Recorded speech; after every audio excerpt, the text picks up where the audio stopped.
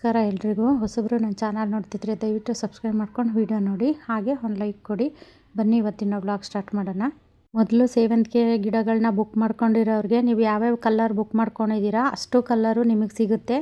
ಈಗ ಬುಕ್ ಮಾಡ್ಕೊಳ್ಳೋರಿಗೆ ಎರಡೇ ಕಲರ್ ಇರೋದು, ಹಾಗಾಗಿ ಫಸ್ಟ್ ಬುಕ್ ಮಾಡ್ಕೊಂಡಿರೋರು ಹೆದರ್ಕೋಬೇಡಿ. ಏನಪ್ಪ ಅಕ್ಕ ಈ ಥರ ವಿಡಿಯೋ ಮಾಡಿದ್ದಾರೆ, ಸೇವಂತಿಗೆ ಗಿಡ ಖಾಲಿ ಆಗಿಬಿಟ್ಟಿದ್ದಾವೆ ಅಂತ ಮಾಡಿದ್ದಾರೆ ಅಂತ ಅನ್ಕೋಬೇಡಿ. ನೀವು ಫಸ್ಟ್ ಬುಕ್ ಮಾಡ್ಕೊಂಡಿದ್ರಲ್ಲ, ನಿಮಗೆ ಎಷ್ಟು ಕಲರಲ್ಲಿ ಬುಕ್ ಮಾಡ್ಕೊಂಡಿದ್ರಿ ಅಷ್ಟು ಕಲರು ನಿಮಗೆ ಸಿಗುತ್ತೆ. ಹಾಗೆ ಫಸ್ಟ್ ಬುಕ್ ಮಾಡ್ಕೊಂಡಿರೋರು ಸ್ವಲ್ಪ ಕೊರಿಯರು ತಡ ಆಗುತ್ತೆ, ಯಾಕೆ ಅಂದರೆ ನಮ್ಮ ಮಂಜು ಮಂತ್ರಾಲಯಕ್ಕೆ ಹೋಗಿರೋದ್ರಿಂದ ಸ್ವಲ್ಪ ತಡ ಆಗುತ್ತೆ.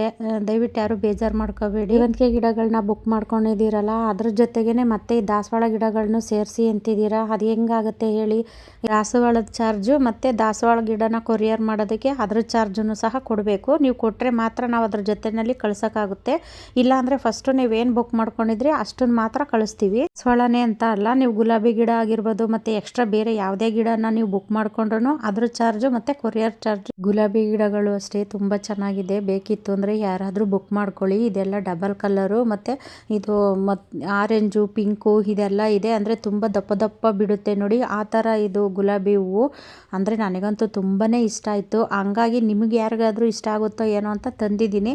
ಬೇಕಿತ್ತು ಅನ್ನೋರು ತಗೋಬಹುದು.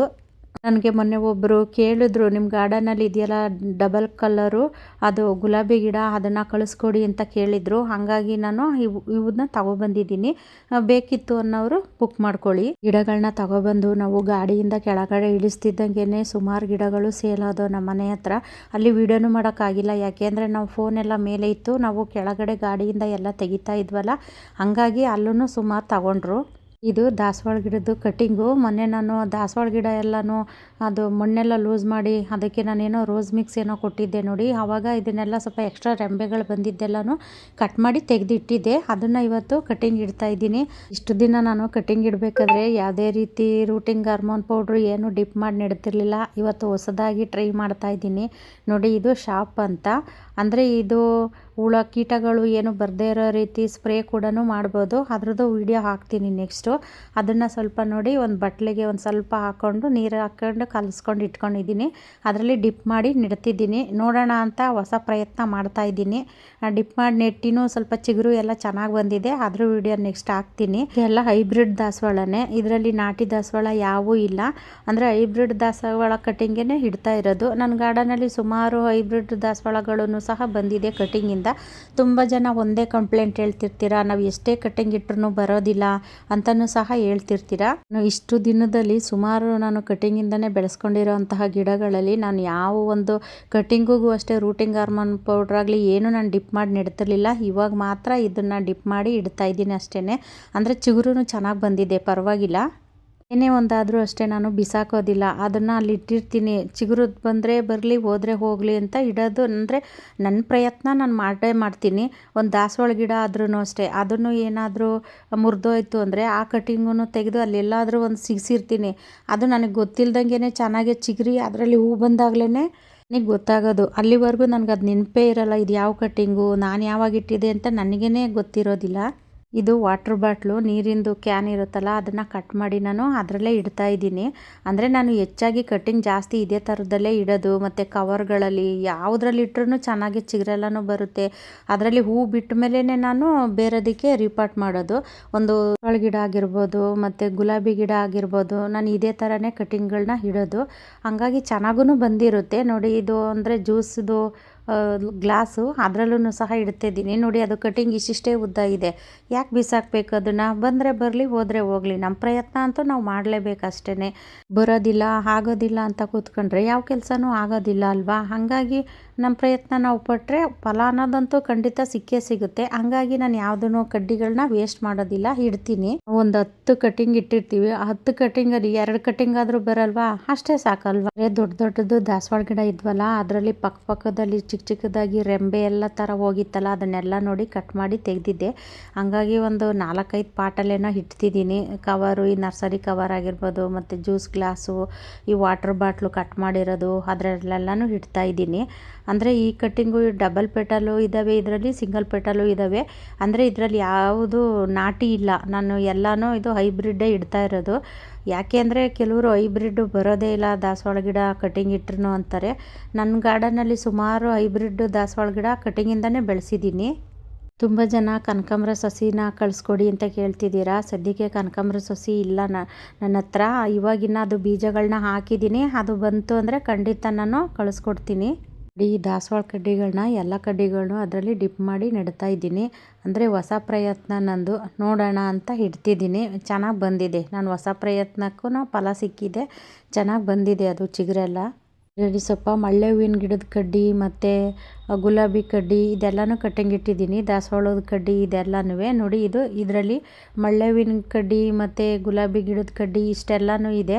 ಅದನ್ನು ಒಟ್ಟಿಗೆ ಇಡ್ತಾ ಇದ್ದೀನಿ, ನೋಡೋಣ ಅಂತ ಅಂದ್ಬಿಟ್ಟು. ನೋಡೋಣ ಅದರಲ್ಲಿ ಎಷ್ಟು ಬರುತ್ತೆ ಎಷ್ಟು ಹೋಗುತ್ತೆ ಅಂತ. ಮಳ್ಳೆ ಹೂವಿನ ಗಿಡನ ನಾನು ಈ ಥರ ಕಟ್ಟಿಂಗ್ ಇಟ್ಟೇ ನಾನು ಸುಮಾರು ಗಿಡಗಳನ್ನ ಮಾಡ್ಕೊಂಡಿರೋದು. ಅದರಲ್ಲೂ ಫಸ್ಟು ಕೋತಿಗಳೆಲ್ಲ ಮುರಿದಾಕಿ ಹೋಗ್ತಿದ್ವಲ್ಲ, ಅದನ್ನು ಸುಮ್ಮನೆ ನಾನು ಅಲ್ಲಿ ಯಾವುದೋ ಒಂದು ಖಾಲಿ ಇರೋ ಪಾಟಲ್ಲಿ ಸಿಗಿಸಿ ಇಡ್ತಿದ್ದೆ ಆ ಕಡ್ಡಿನ. ಅದು ಚೆನ್ನಾಗೇ ಚಿಗುರು ಬರೋದು. ಆವಾಗ ನಾನು ಬೇರೆ ಪಾಟಿಗೆಲ್ಲ ಶಿಫ್ಟ್ ಮಾಡಿಕೊಂಡು, ಹಂಗಾಗಿ ನಾನು ಹೆಚ್ಚು ಮಳ್ಳೆ ಹೂವಿನ ಗಿಡಗಳನ್ನ ಮಾಡ್ಕೊಂಡಿದ್ದು. ಯಾವುದೇ ಒಂದು ಗಿಡ ಆದ್ರೂ ಅಷ್ಟೇ ಕಟಿಂಗಿಂದ ಈಸಿಯಾಗಿ ಬೆಳೆಸ್ಕೊಂಡು ಜಾಸ್ತಿ ಸಸಿಗಳನ್ನು ಸಹ ಮಾಡ್ಕೋಬಹುದು. ಅದು ಕಟಿಂಗ್ ಎಲ್ಲ ಹಿಟ್ಟಾದಮೇಲೆ ಅದನ್ನು ಒಂದೊಂದು ಚೂರು ತೆಗೆದು ನಾವೀಗ ಕಟ್ ಮಾಡಿರ್ತೀವಲ್ಲ, ಅದಕ್ಕೆ ಈ ಥರ ಹದ್ದಿದ್ರೆ ಯಾವುದೇ ರೀತಿ ಕೀಟಗಳು ಕುತ್ಕೊಳೋದಿಲ್ಲ, ಗಿಡಗಳಿಗೆ ಒಂದು ಇನ್ಫೆಕ್ಷನ್ನು ಸಹ ಆಗೋದಿಲ್ಲ. ಹಂಗಾಗಿ ಕಟಿಂಗು ಚೆನ್ನಾಗಿ ಚಿಗುರು ಬರುತ್ತೆ. ನಾನು ದಪ್ಪ ಇರೋಂತಹ ಕಡ್ಡಿಗಳಿಗೆ ಮಾತ್ರ ಹದ್ದಿದ್ದೀನಿ, ಇನ್ನು ಚಿಕ್ಕಕ್ಕೇನು ಹದ್ದಿಲ್ಲ. ಅಂದರೆ ನಾನು ಇದೆಲ್ಲ ಯಾವತ್ತೂ ಏನು ಮಾಡಿಲ್ಲ. ಅದು ಇತ್ತಲ್ಲ ಶಾಪ್ ಅನ್ನೋದು, ಅದು ತರಿಸಿದ್ನಲ್ಲ, ಹಂಗಾಗಿ ಅದು ಇತ್ತಲ್ಲ ಅಂದ್ಬಿಟ್ಟು ನೋಡೋಣ ಅಂತ ನಾನು ಟ್ರೈ ಮಾಡಿದೆ ಅಷ್ಟೇ. ನೋಡಿ, ಅದು ಕಟಿಂಗೆಲ್ಲ ಹಿಟ್ಟಾದಮೇಲೆ ಲಾಸ್ಟಲ್ಲಿ ಸ್ವಲ್ಪ ನೀರು ಹಾಕ್ತಾಯಿದ್ದೀನಿ. ಅಂದರೆ ಇವತ್ತು ಸ್ವಲ್ಪ ಅದು ಹಾಗಲಕಾಯಿ ಗಿಡನೂ ಇತ್ತು. ಅಂದರೆ ನಾನು ಅದೊಂದು ಚಿಕ್ಕ ಕವರಲ್ಲಿ ಬೀಜ ಇಟ್ಟಿದ್ದೆ. ಅದು ಚೆನ್ನಾಗಿ ಇವಾಗ ಸಸಿಗಳೆಲ್ಲ ಬೆಳೆದು ದೊಡ್ಡದಾಗಿದೆ. ಹಂಗಾಗಿ ಅದನ್ನು ಸ್ವಲ್ಪ ತೆಗೆದು ಬೇರೆ ಪಾಟಿಗೆ ಶಿಫ್ಟ್ ಮಾಡೋಣ ಅಂತ ಅಂದ್ಬಿಟ್ಟು ತಗೊಂಡಿದ್ದೀನಿ. 2 ಶಂಖ ಹೂವಿನ ಬೀಜನ ಇದರಲ್ಲಿ ಹಾಕಿದ್ದೆ. ಅದು ಉಟ್ಕೊಂಡು ನೋಡಿ ಎಷ್ಟು ಚೆನ್ನಾಗಿ ದೊಡ್ಡದಾಗಿದೆ. ಅದರಲ್ಲಿ ನಾನು ಒಂದು ಪರ್ಪಲ್ ಸೇವಂತಿಗೆ ಇಟ್ಟಿದ್ದೀನಿ, ಮರ್ತೇ ಹೋಗೈತೆ ನನಗೆ. ಅದು ಕಟಿಂಗ್ ಇಟ್ಟಿರೋದೇ ಮರ್ತೋಗೈತೆ ನನಗೆ. ಅದು ಮೊಗ್ಗಾಗಿ ಸ್ವಲ್ಪ ಅದು ಪರ್ಪಲ್ ಕಲರ್ ಕಾಣಿಸ್ತಲ್ಲ, ಆವಾಗಲೇ ಗೊತ್ತಾಗಿದ್ದು ಇದರಲ್ಲೂ ನಾನು ಸೇವಂತಿಗೆ ಕಟಿಂಗ್ ಇಟ್ಟಿದ್ದೀನಿ ಅಂತ. ಹಂಗಾಗಿ ಇವಾಗ ಅದನ್ನು ತೆಗೆದು ಸಪ್ರೇಟ್ ಮಾಡೋಣ ಅಂದ್ಬಿಟ್ಟು ತೆಗಿತಾ ಇದ್ದೀನಿ. ನೋಡಿ, ಅದರಲ್ಲೊಂದು ನೋಡಿ ಇದು ಸೇವಂತಿಗೆ ಇತ್ತು, ಹಂಗಾಗಿ ಅದು ಸಪ್ರೇಟಾಗಿ ಹಾಕೋಣ ಅಂದ್ಬಿಟ್ಟು ಈ ಪಾಟ್ ರೆಡಿ ಮಾಡಿ ಇದಕ್ಕೆ ಹಾಕ್ತಾಯಿದ್ದೀನಿ. ಇದೇ ರೀತಿಯೇ ಎಲ್ಲಾದರೂ ಒಂದೊಂದು ಕಟಿಂಗ್ ಇಟ್ಟಿರ್ತೀನ, ಅದು ಚೆನ್ನಾಗಿ ಚಿಗುರು ಬಂದು ಅದರಲ್ಲಿ ಮೊಗ್ಗು ಬಂದು ಹೂ ಬಿಟ್ಟಾಗಲೇ ನನಗೆ ಗೊತ್ತಾಗೋದು ಇದು ಈ ಕಲ್ಲರು ಅಂತ. ಇಲ್ಲ ಅಲ್ಲಿವರೆಗೂ ನನಗೇನು ಗೊತ್ತೇ ಆಗೋದಿಲ್ಲ. ನೋಡಿ, ಇದು ಆವಾಗಲೇ ಹೇಳೋದ್ನಲ್ಲ ಹಾಗಲಕಾಯಿ ಅಂತ, ಅದನ್ನು ಅಷ್ಟೇ. ಇದು 4 ಸಸಿ ಒಂದರಲ್ಲೇ ಸೇರ್ಕೊಂಡಿದೆ, ಹಾಗಾಗಿ ಅದನ್ನು ತೆಗೆದು ಇವಾಗ ಬೇರೆದಕ್ಕೆ ಶಿಫ್ಟ್ ಮಾಡಿದ್ದೀನಿ. ನೋಡಿ, ಇದು 2 ಚೀಲಕ್ಕೂ 2 ಸಸಿಗಳನ್ನ ಹಾಕಿದ್ದೀನಿ. ನಿಮಗೆ ತರಕಾರಿ ಬೀಜ ಆಗಲಿ ಮತ್ತು ಹೂವಿನ ಗಿಡಗಳಾಗಲಿ ಮತ್ತು ಕಾಂಪೋಸ್ಟು, ಗಾರ್ಡನಿಗೆ ಏನೇನು ಬೇಕು ಅದೆಲ್ಲ ನಮ್ಮ ಹತ್ರ ಸಿಗುತ್ತೆ. ನಿಮಗೆ ಬೇಕು ಅನ್ನೋರು ನೀವು ಸ್ಕ್ರೀನ್ ಮೇಲೆ ನಂಬರ್ ಇರುತ್ತೆ, ಅದಕ್ಕೆ ವಾಟ್ಸಪ್ ಮಾಡಿ ಫೋನ್ ಮಾಡಿ ನೀವು ಬುಕ್ ಮಾಡ್ಕೊಳ್ಬೋದು. 10 ಇಂಚಿನ ಪಾಟಲ್ಲಿ ದಾಸವಾಳ ಗಿಡನ ಬೆಳಿಬಹುದಾ ಅಂತ ನನಗೆ ಕೇಳಿದರು. ನೋಡಿ, 10 ಇಂಚಿನ ಪಾಟಲ್ಲೇ ನಾನು ಎಷ್ಟು ದೊಡ್ಡ ಗಿಡ ದಾಸವಾಳ ಗಿಡ ಬೆಳೆದಿದ್ದೀನಿ ಅಂತ. ನೋಡಿ, ಅದು ಕಟಿಂಗಿಂದ ಬೆಳೆದಿರೋದು ಅದು ಗಿಡ. ನೋಡಿ ಎಷ್ಟು ದೊಡ್ಡದಾಗಿದೆ.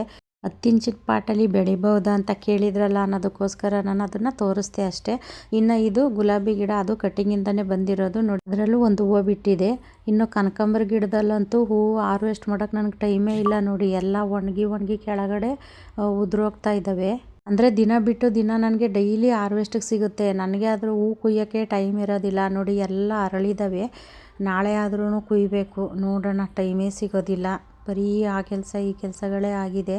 ಇನ್ನು ಇದರಲ್ಲೊಂದು ನೋಡಿ, ಈ ಕಲ್ಲರು ಹೂವು ಅರಳಿದೆ, ಈ ಕಲರ್ ಒಂದು ಅರಳಿದೆ. ಇವತ್ತು ಹೂವು ಹಾರ್ವೆಸ್ಟ್ ಮಾಡಿಲ್ಲ ಅಂದರೆ ನಾನು ಎಲ್ಲಾದರೂ ಹೊರಗಡೆ ಹೋದಾಗ ಬರೋಷ್ಟರೊಳಗೆ ಟೈಮ್ ಆಗಿಬಿಟ್ಟಿರುತ್ತೆ. ಬೆಳಗ್ಗೆ ಬೇಗ ಹೋಗಿರ್ತೀನಿ, ಅಲ್ಲಿಂದ ಬರೋಷ್ಟರೊಳಗೆ ಟೈಮ್ ಆಗಿರುತ್ತೆ. ಹೂವು ಹಾರ್ವೆಸ್ಟ್ ಮಾಡೋದಕ್ಕೆ ಆಗೋದಿಲ್ಲ. ಹಂಗಾಗಿ ಇವತ್ತು ಗಾರ್ಡನಲ್ಲಿ ಯಾವ ಹೂವು ಹಾರ್ವೆಸ್ಟ್ ಮಾಡಿಲ್ಲ, ಎಲ್ಲ ಹಂಗೆ ಇದ್ದಾವೆ. ವಿಡಿಯೋ ಇಷ್ಟ ಆದರೆ ಬೇರೆಯವ್ರಿಗೂ ಶೇರ್ ಮಾಡಿ, ಹಾಗೆ ಒಂದು ಲೈಕ್ ಮಾಡಿ. ಮುಂದಿನ ವಿಡಿಯೋದಲ್ಲಿ ಸಿಗ್ತೀನಿ. ಎಲ್ರಿಗೂ ಧನ್ಯವಾದಗಳು.